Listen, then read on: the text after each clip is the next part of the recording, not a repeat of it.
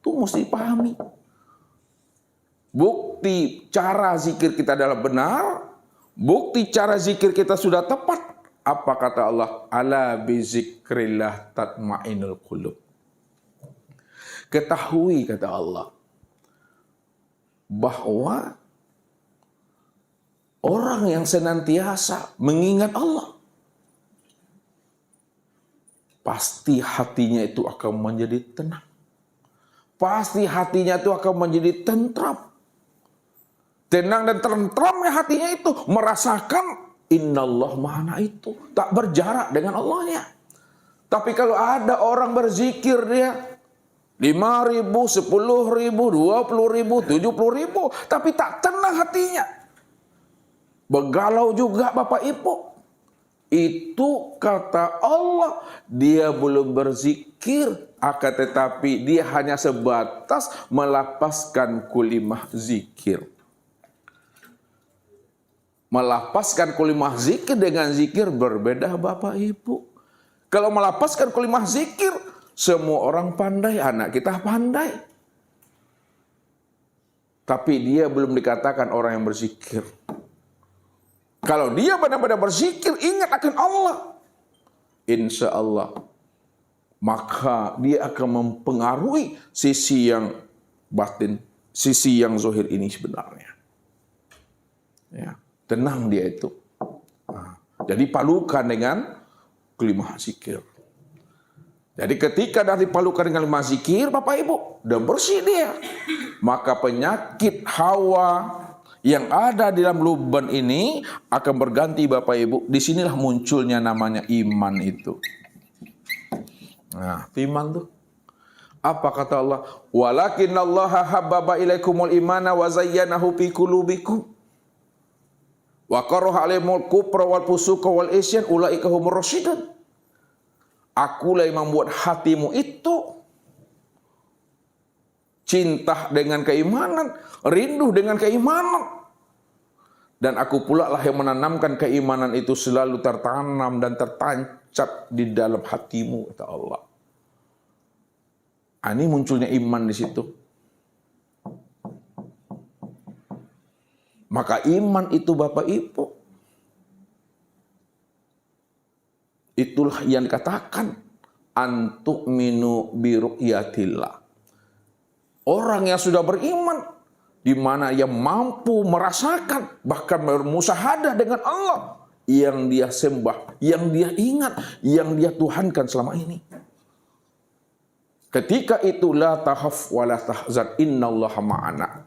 Pada saat itu tidak ada lagi rasa khawatir dan rasa gamang dalam hidupnya, karena dia telah betul-betul bersama Allah. Itulah bukti seorang kekasih Allah Bapak Ibu. Bukti seorang kekasih Allah, Allah beri jawabannya. Inna awliya Allah la khaufun alaihim walahum yahzanun. Bukti kekasih Allah itu di mana dia tidak akan pernah rasa khawatir muncul di dalam dirinya dan tidak pula ada rasa takut terbit di dalam hatinya. Baik di dunianya maupun di akhiratnya. Kenapa? Karena dia sudah bersama Allah. Tuh ya. Nah, kalau bahasa tasawufnya, walaupun surga tidak ada Bapak Ibu. Nah, walaupun surga tak ada, neraka sih ada. Masuk neraka Bapak Ibu, tidak ada kalau bersama Allah. Ya. Jangan khawatir kalau masuk neraka kalau bersama Allah. Aman itu. Tapi kalau masuk neraka tak bersama Allah, acincai di itu. Jadi bersama Allah tuh, itu mesti mantap tuh. Kalau udah bersandar kepada Allah itu, barulah selamat kita dunia wal akhirat. Maka sandarkan diri kepada Allah tuh zahir dan batin, bergantung kepada Allah zahir dan batin. Betul-betul serahkan diri ini zahir dan batin dengan setengah-setengah hati Bapak Ibu.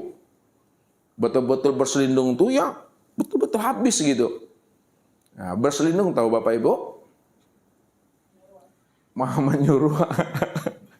Lihat, kalau Ustadz berselindung di balik papan tulis ini yang nampak sama Bapak Ibu apa? Papan tulis. Kalau Ustadz berselindung di balik tian yang nampak apa? Kalau Ustadz berselindung kepada Allah, Allah yang tampak. Apa maknanya berselindung kepada Allah tuh? Makna berselindung kepada Allah tuh serahkan wujud dan sifat kita kepada Allah. Maksudnya hidupkan, terbitkan rasa kesadaran Tuhan di dalam diri bahwa Allah lah yang wujud, Allah lah yang bersifat. Kalau Allah yang wujud, Allah yang bersifat, kita tidak wujud dan tidak bersifat, ketika itulah kita telah berselindung kepada Allah sudah. Itulah orang yang sudah berada dalam kelima, orang yang sudah dikandung di dalam Rahman dan Rahimnya Allah itu. Apa buktinya orang yang telah berselindung itu? Kata Allah, sebagai kekasihnya. Innal abdi iza ahbabtuhu qataltuhu. Sesungguhnya hambaku, apabila dia telah ku cintai, dia telah ku jadikan sebagai kekasihku, kata Allah. Karena dia telah berselindung kepada aku, dia telah menyerahkan semuanya, wujud dan sifatnya kepada aku. Yakin dia yang wujud dan bersifat itu aku, yang sudah nyata pada dirinya. Ketika itu, qataltuhu, aku sebenarnya telah bunuh dirinya. Kalau aku sudah bunuh dirinya, kata Allah, wa ana dia tahu, maka diri yang telah aku bunuh itu, aku sebagai gantinya. Kalau aku sebagai pengganti daripada dirinya itu, maka disitulah yang wujud itu sebenar-benarnya aku. Kalau aku yang wujud sebenar-benarnya pada dirinya, maka yang mendengar itu aku, yang memandang itu aku, yang berkata itu aku, yang mengetahui itu aku, yang berkuasa, berkehendak dan hidup itu aku. Aku beraku-aku di dalam aku. Tak ada aku yang lain, melainkan akulah yang beraku-aku itu dalam diri aku itu. Aku yang berbuat dengan sendirinya. Aku yang berkehendak dengan sendirinya. Nyatanya perbuatan dan kehendak aku yang disebut namanya insan. Karena insan itulah nyatanya aku itu. Itulah orang yang berselindung. Orang yang sudah menggadaikan dirinya kepada Allah itu. Dah tergadai diri kita kepada Allah. Itulah bahasa tasawufnya tuh. Kalau bahasa tauhidnya, hakikatnya Allah dibunuh diri ini. Udah dimatikan diri ini, tak ada lagi merasa diri kita itu yang ada. Tuh, itu yang kesadaran Tuhan itu mesti hidup dalam diri kita itu. Sehingga apa? Kita tidak ada lagi beraku-aku pada kita itu. Yang beraku-aku itu hanya Allah. Aku yang beraku-aku di dalam aku. Tidak ada siapa-siapa di situ. Itu udah namanya berselindung tuh Bapak Ibu. Ini yang iman tuh udah muncul. Ya, makanya Bilal bin Rabah Bapak Ibu, ketika diletakkan batu besar di dadanya ini, disuruh dia mengucapkan bertuhan kepada Lata dan Uzza. Lalu apa kata dirinya kepada majikannya? Ahad, ahad, ahad. Siapa Ahad itu sebenarnya? Ahad itu ya Allah. Sanggup dia itu, walaupun dia mati, matinya itu di dalam Rahman dan Rahimnya Allah. Matinya itu di dalam kandungan dekapan Tuhan. Ahad, ahad, ahad.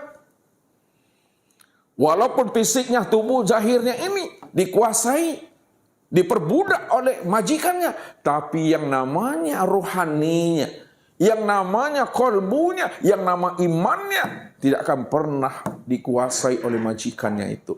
Inilah orang yang dikatakan sebagai kekasih Allah. La khaufun alaihim walahum yahzanun itu. Tidak ada rasa khawatir hidup dalam dunia ini, menjalankan cerita dan sandiwaranya Allah, dan tidak ada pula rasa takut ketika dia akan menghadapi namanya kehidupan di akhirat, karena dia sudah berselindung kepada Allah itu. Ini kesadaran Tuhan mesti hidup. Jangan hanya sebatas di bibir Bapak Ibu, jangan hanya sebatas retorika bahasa. Enak didengar, enak diucapkan, tapi berat mengamalkannya. Ini zahir batin, anugerah Allah. Tak bisa dibuat-buat, tak bisa dibikin-bikin Bapak Ibu tuh. Iman yang sudah tertanam, sudah terpatri dalam diri itu. Ini sandarannya kuat. Nah, kalau dah kuat iman, sudah hidup iman, sudah tumbuh subur dia di dalam hati luban itu, maka dia akan menjalar ke dalam hati sudur. Nafsu itu akan tersingkir dia. Maka ketika nafsu sudah tersingkir, muncullah di sini namanya Islam. Nah, Islam itulah orang yang telah berserah diri kepada Allah.